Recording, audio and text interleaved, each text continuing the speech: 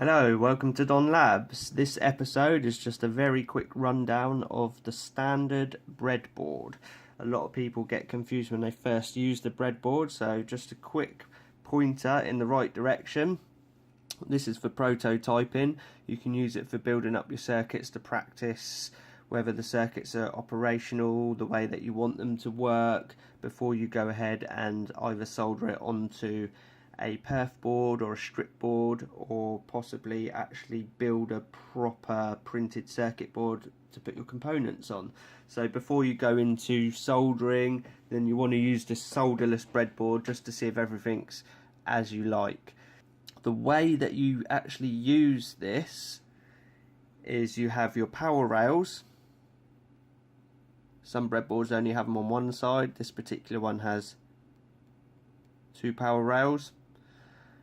This rail is one continuous strip of metal underneath all the way along. So anywhere you plug a wire into this negative rail is going to be connected to anywhere else you plug a wire into this negative rail. The same goes for the positive. It's one rail across the whole board. So the inside of this board, if you want to take this breadboard apart, you can just peel the sticky back off the breadboard and have a look inside. So this is one continuous rail, this is one continuous rail, but the two power rails on either side on my breadboard are actually separate. So what I've done is just put some jumper wires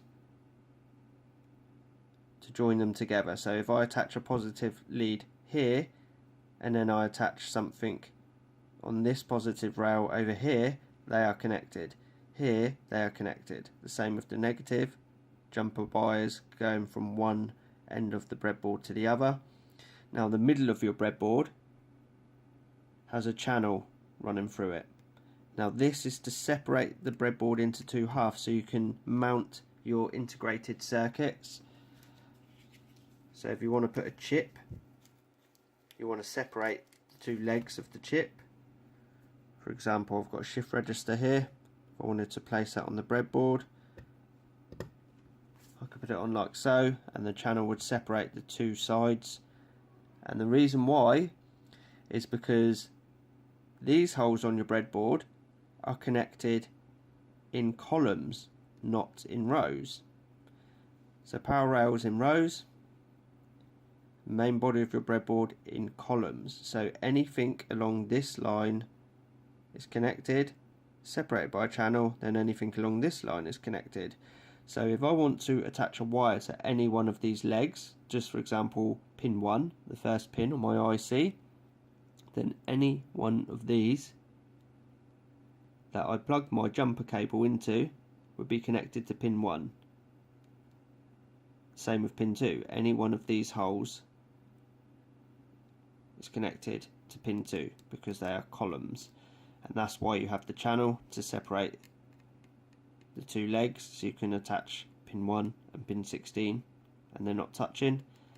And this is why I have the jumper cables bridging the channel. So I have my positive coming into this column, which goes across to this column, which goes into this positive rail, which is how I've bridged my connections. And that is the simple rundown of the breadboard. They do come in different shapes and sizes. You can get smaller type breadboards like this. Also for prototyping, this particular one doesn't have power rails on there, but the columns are connected in exactly the same way, and it does have a channel down the middle, so you can still use integrated circuit chips. So each column is connected exactly the same as this. Then you have the next size up, which I actually use for my Arduino projects. Exactly the same. You've got the power rail at the top, power rail at the bottom. They're not connected together, but if you put your supply in the top one like I have here, then each row is one continuous strip of metal, and then I have a jumper cable going to this column, which then goes to the bottom row. So now my bottom row is also connected to negative in exactly the same way as the channel. The only difference with these bigger breadboards is some of them, this one in particular, the power rail is actually removable, so you can take it off and not have it on there. And also with this breadboard and the medium breadboard, which we do most of our projects on, you'll notice they actually have tabs on the sides and sometimes on the front as well. Female tabs and male tabs. And also you'll notice down here on the power rails I have a male tab, and when you take this power rail off, inside there you'll have a male and a female tab. And this is so you can link multiple breadboards together for larger projects. That concludes this episode. Thanks for watching, and don't blow up.